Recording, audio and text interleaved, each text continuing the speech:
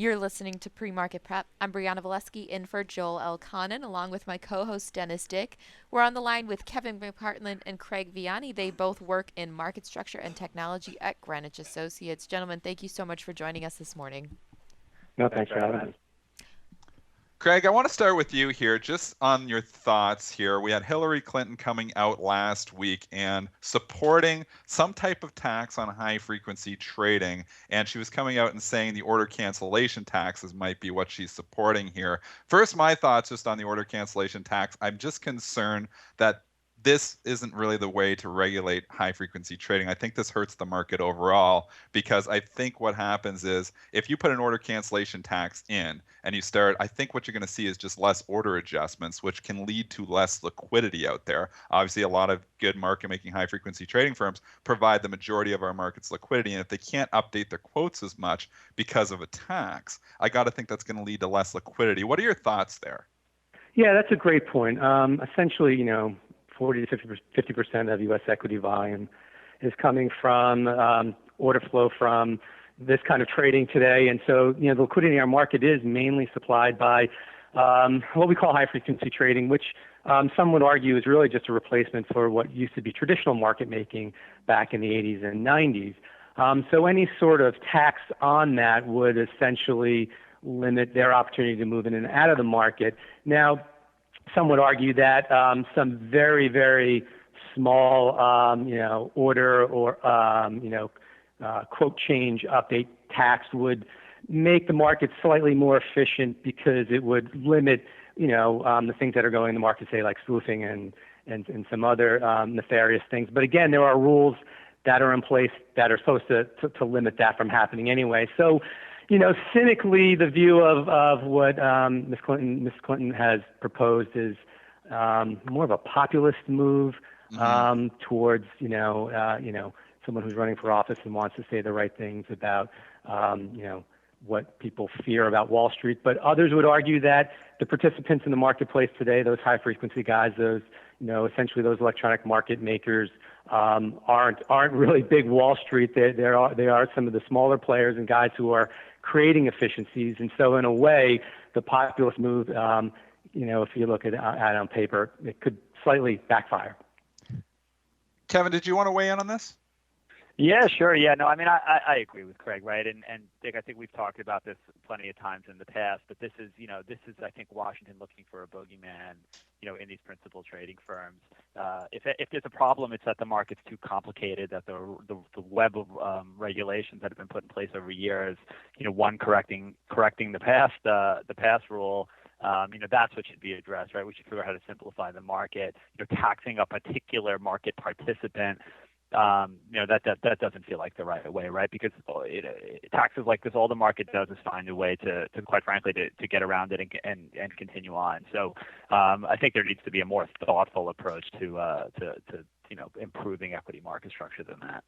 Along those lines, others have proposed in the past a financial transaction tax where they would actually tax every single trade for, and I've been saying that this type of tax just harms the little guy more than anything because obviously institutions that are making trades are going to be taxed, which is going to hurt the returns. But not only that, if you start, taxing actual trades out there, it's definitely going to reduce the liquidity of the market. So there's going to be wider spreads for those institutions to trade as well. Just quick thoughts, Craig, on financial transaction taxes. Totally agree with you. Probably a much worse solution than what Hillary is proposing. And exactly what you said, it's going to hurt the little guy in the long run. Kevin, any thoughts on that? Yeah, no, totally. I mean, we've seen Europe experiment with this, and it doesn't feel like it's gone terribly well, right? Volumes have gone down. And you're right. I mean, all this does, and I think, again, it feels like we have regulators and legislators looking at these big financial institutions. But the fact is, the large asset managers are managing, your and mine retirement money, right? So all that means is the management fees on the mutual funds are going to go up because it's going to be so much more expensive to trade. I mean, I think if there's any real debate here that's worth having, is the level of turnover in the market productive or not? And that's probably a bigger discussion. But purely just putting a sort of a flat out tax on everything that goes on, you're right. I mean, I think we're all on the same page. I don't see how that benefits anybody. Greg, you mentioned spoofing a few minutes ago, and I just want to just go into that. We talked a bit about it on the show, but maybe you could just quickly define what you're calling spoofing, obviously, and then is this really a concern for the market here, or is this just activities that have probably always been there and they're just really getting highlighted now by social media because everybody seems to find out everything very quickly? What are your thoughts, first of all, here on spoofing? Yeah, spoofing. I mean, essentially, technically, it shouldn't be something that's illegal, because if someone's entering an order into the marketplace and that order is essentially live in the marketplace and then they're sending a cancellation on that live order, then technically that order is a real order for the minimal amount of time that it's live, and people could argue that that's just the function of our marketplace. Just happens to be that years ago this was occurring on a much slower basis, and now technologies allow us to route orders in not microseconds, almost multiple orders in microseconds, what I like to say.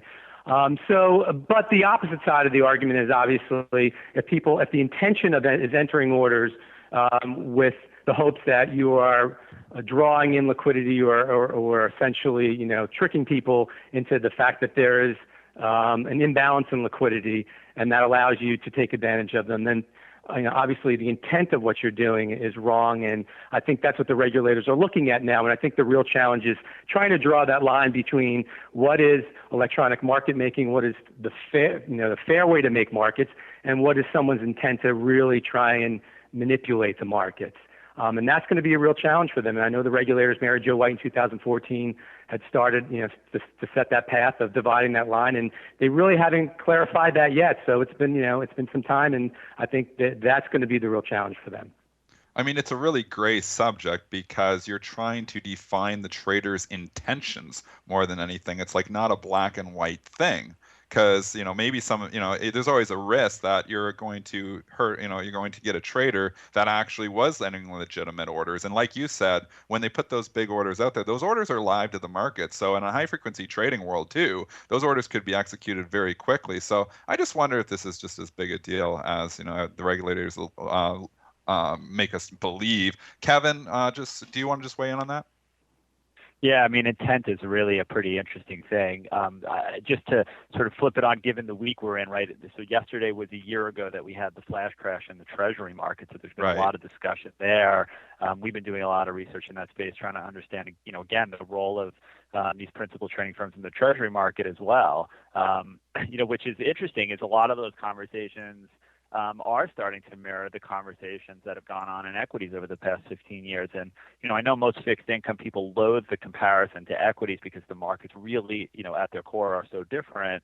However, things like, the need for internalization, providing customized pricing streams directly to customers, for instance, and the role and intention of principal trading firms in the markets are all coming into question. So the conversations do feel like they're sort of going down a similar path despite the differences in the marketplace.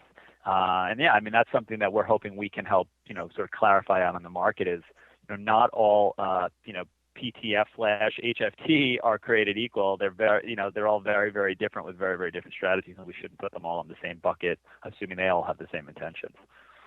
I had a chance to ask Kevin about the flash crash of August the 24th, and some people are calling it a flash crash. We are calling it a flash crash on the show just because there was so many ETFs that fell 20, 30, 40%. There was some major stocks like General Electric falling 20% in a matter of minutes back on August the 24th. Craig, I want to get your thoughts on this, though, because we didn't get a chance to ask you. What are your thoughts on the events, the liquidity event of August 24th?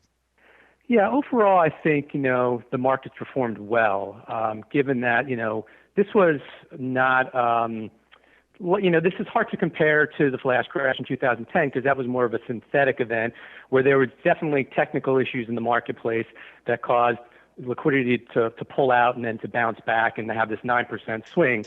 I mean, we had, true fundamental, data and information in the marketplace. And so there was this, heavy selling at the open. And I was just down in D.C. last week or a week and a half ago where we had the STA market structure, the national conference, and it was a hot topic there. And some of the questions are, should ETFs open 5 minutes later than the underlyings? Although that's sort of a moot point, considering many ETFs don't trade off of, the U.S. equities. They trade off of, they're derived from other things that aren't even open at the time anyway. So overall, the really interesting thing about August 24th was that the markets were mainly stable. They were able to handle the liquidity. I mean, that's a big thing. Remember, we've gone from our orders being handled over the phone to orders being handled in milliseconds and microseconds now on computers. And so from an overall efficacy perspective, the markets were very stable. What was interesting is that the volumes in ETFs were up about 150% versus the volumes in traditional stocks, and that were probably up 70 to 90%. So is the tail wagging the dog a bit there, and how do we really how do we control the markets if derivatives are trading at a greater pace than the underlying? So that's something that they discussed in D.C., and they really didn't come out with any clear plan. So it'll be interesting to see how it plays out.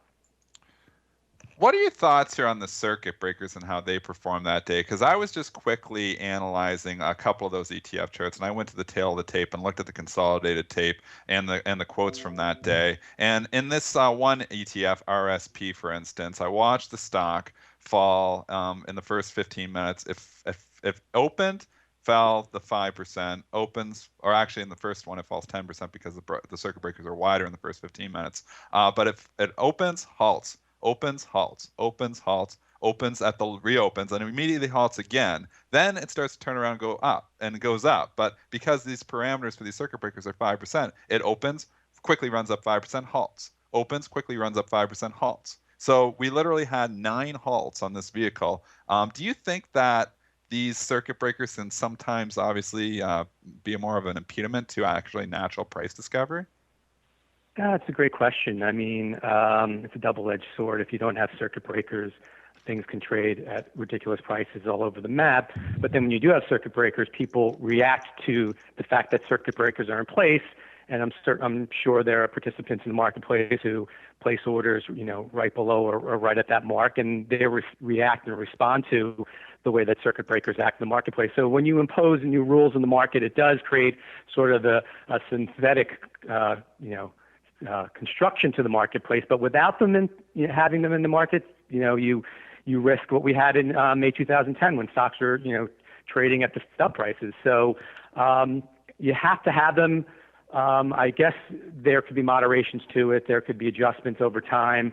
But it seems like every time you change the rules around, there's always a variation on that rule that makes more sense down the road. So it's tough to say. I think circuit breakers are an important part of our marketplace, but I'm sure we'll continue to have to adjust them over time. We've been on the line with Kevin McPartland and Craig Viani. Kevin is the Principal of Market Structure and Technology at Greenwich Associates. Craig is the VP of Market Structure and Technology at Greenwich Associates. Craig and Kevin, thank you so much for joining us this morning. We'd love to have you back in a couple weeks. That sounds great. Great talking to you guys. Great. Thanks so much. All right, Thanks, Dennis. guys.